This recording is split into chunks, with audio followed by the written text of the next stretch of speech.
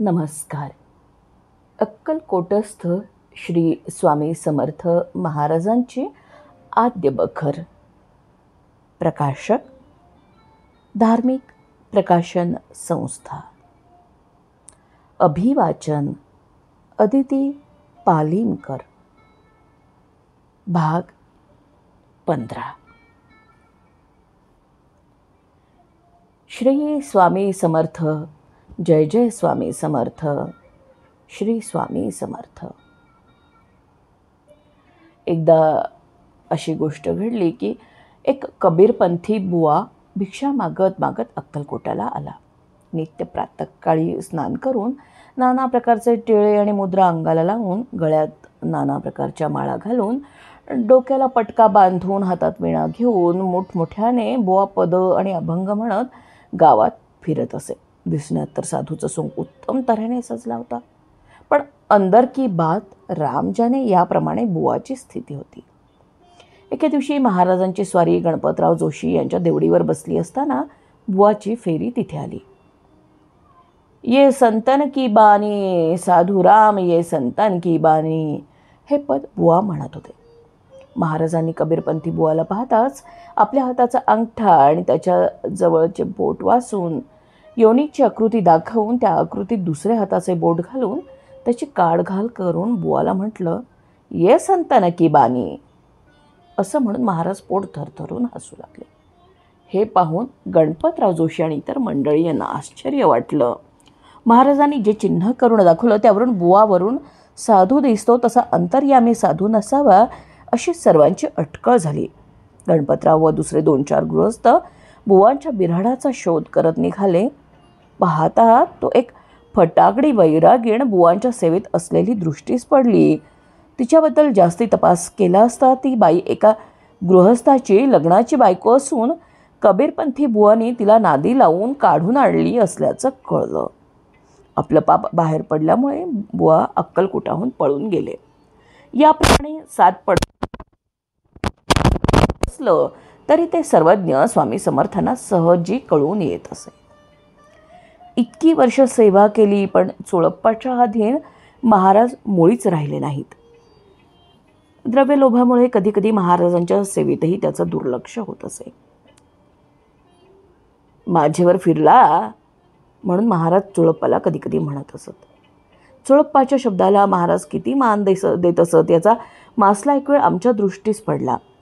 भर दुपारी 2 प्रहरी वैशाख मासी महाराजांची स्वारी अक्कलकोटात बाजारपट्टीत एकाच्या घरी बसली होती. एकाएकी तिथून जाण्याचं महाराजांच्या मनात येऊन, चोळ्या खेटर लाव म्हणून महाराजांनी आज्ञा केली. महाराज, बाहेर ऊन फार कडक आहे, कृपा करून काही वेळ इथेच आराम करावा म्हणून चोळप्पाने प्रार्थना केली. पण त्याबद्दल त्यास वेड्यावाकड्या 5-10 शिव्या मिळाल्या एवढंच. बाकी महाराज एकदम उठून चालू लागले.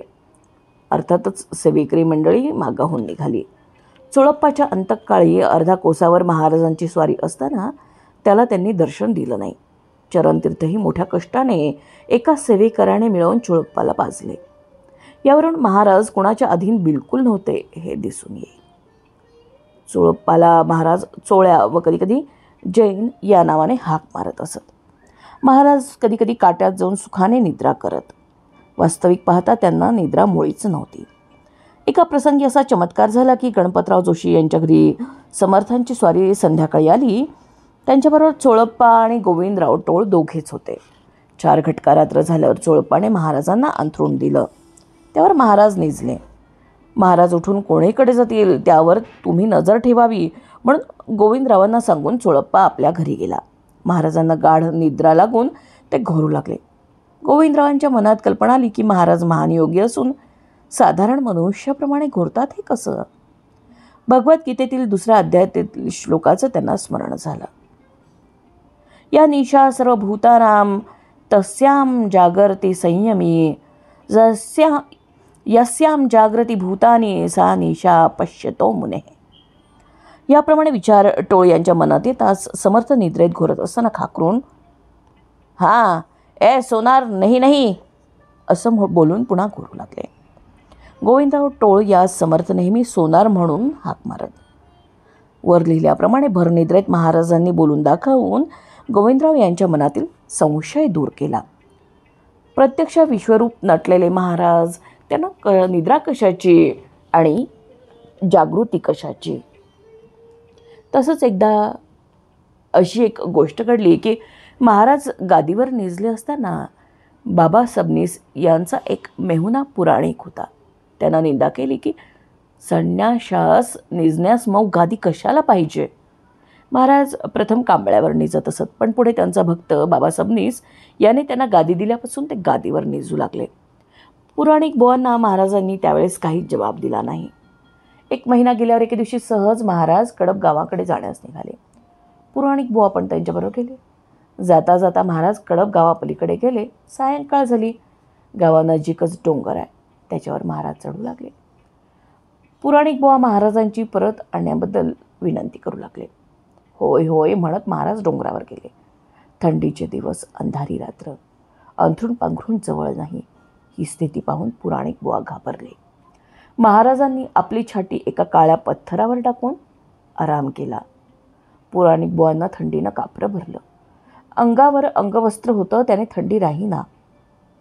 महाराज, थंडी फार वाजते, काय करावं म्हणून केविलवाणेपणाने पुराणिक बुवा महाराजांची विनंती करू लागला. महाराजांनी त्यांना उत्तर दिलं, मऊ मऊ गादी कशी आहे. पुराणिक बुवांना 1 महिन्यापूर्वी महाराज गादीवर निजतात त्याबद्दल निंदा केल्याचं स्मरण झालं आणि केवळ आपली खोड मोडण्याकरता महाराजांनी आपल्याला डोंगरावर आणलं हे जाऊन अनन्य भावाने शरण जाऊन त्याने महाराजांची क्षमा मागितली. आपण अज्ञ आहोत आणि महाराजांना इतर संन्याशांप्रमाणे मानून निंदा केल्याचा त्याला पश्चाताप झाला. महाराजांना गादी आणि दगड सारखाच आहे अशी त्याची खात्री झाली. रात्रभर डोंगरावर काढून सकाळी महाराजांसमवेत अक्कलकोटाला आला आणि आपली झालेली फजिती त्याने सर्वांना सांगितली. पुढे तो पुराणिक महाराजांचा उत्तम भक्त बनला. उत्तरोत्तर महाराजांचं वैभव वाढवून मोठ्या राजाप्रमाणे त्यांचा थाट बनून राहिला. विंचूरकरांकडून महाराजांच्या सेवेस भुजंगा म्हणून एक चपराशी दिला होता. तो अखेर महाराजांजवळच राहिला. त्याच्यावर महाराजांची फार प्रीती होती. महाराज त्यास फिरंगी म्हणून हाक मारत. मेणा, घोडे, गायी वगैरे श्री मालोजी राजांकडून महाराजांना मिळाले होते. राजेसाहेबांची आणि राणीसाहेबांची महाराजांच्या ठिकाणी फार भक्ती होती. महाराज राजवाड्यात जाऊन 8-8, 15-15 दिवस राहत असत. राजवाड्यात फक्त बायकांना दर्शनास जाण्याची परवानगी असे. बाकीच्या लोकांच्या झुंडीच्या झुंडी राजवाड्याबाहेर दर्शनाकरता थपकून राहत. सायंकाळी राजवाड्याच्या गच्चीवर बसून महाराज यात्रेकरांना दर्शन देत. एखाद्या वेळी असं होई की बाहेर तिष्ठत असलेल्या लोकांपैकी एखाद्या मनुष्याचं नेमकं नाव खाणाखुणा सांगून एखाद्या चपराशाकडून किंवा दुसऱ्या जवळ असलेल्या मनुष्याकडून महाराज त्याला आत बोलवून आणत आणि सर्वांसमक्ष त्या मनुष्याजवळ चांगल्या प्रकारे भाषण करत आणि त्याला काही एक प्रकारची सेवा करण्यास सांगून प्रसाद देऊन त्याला मोठ्या प्रेमाने निरोप देत. पुढे जेव्हा यात्रेची फार गर्दी होऊ लागली तेव्हा चोळप्पा महाराजांना मोठ्या प्रातःकाळी स्नान घालून आरती करून नैवेद्य अर्पण करत असे.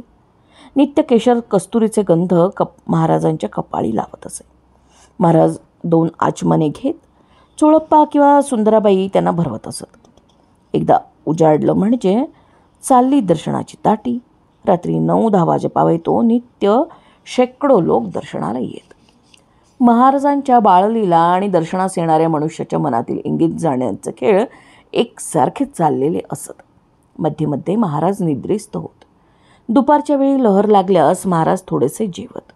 एखाद्या वेळी 8-8 दिवस अन्न पाण्या वाचून महाराज राहत. महाराजांची रोज त्रिकाळ आरती होत असे. बहुतेक दत्ताच्या आरत्या म्हणून महाराजास ओवाळत.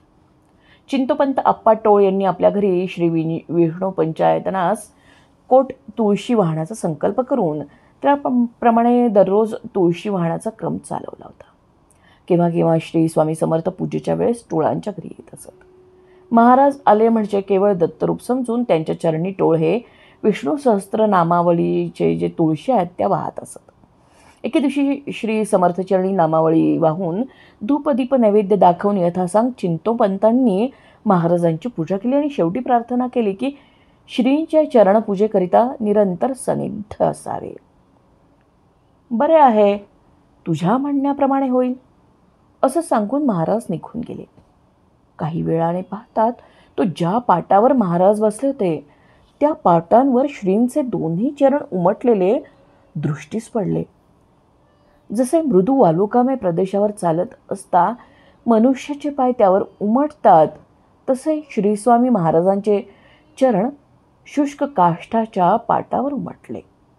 हा अद्भुत चमत्कार पाहून टोळ यांना परमानंद झाला आणि महाराजांचा प्रसाद शिरसावंद्य समजून भक्तिपूर्वक ते त्यांची नित्यपूजा करू लागले.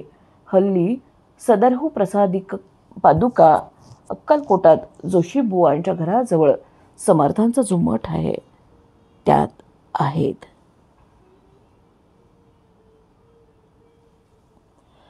भाग 15 समाप्त. क्रमशः. धन्यवाद.